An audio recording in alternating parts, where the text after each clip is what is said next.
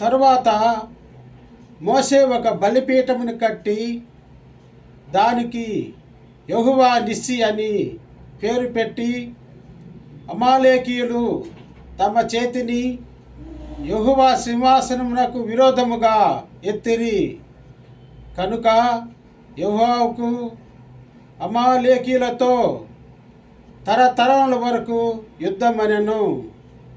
నిర్గమకాండము 17వ అధ్యాయము 15-16 వచనాలు. ప్రియమైన సోదరి సహోదరులారా, మోషే గారు ఒక బలిపీఠమును కట్టి దానికి యెహోవా నిస్సి అని పేరు పెట్టారు. అమాలేకీయులపై విజయము తమ సొంత బలం చేత రాలేదు, కానీ యెహోవా దేవుడే వారికి విజయాన్ని చేకూర్చి పెట్టారు. యెహోవా మా ధ్వజమా, మీకే ఆరాధన, ఘనత, మహిమ యుగ యుగముల వరకు కలుగునుగాక. ప్రభువా, సాతాను మరియు సాతాను శక్తుల నుండి నిరతము మమ్మలను కాపాడండి.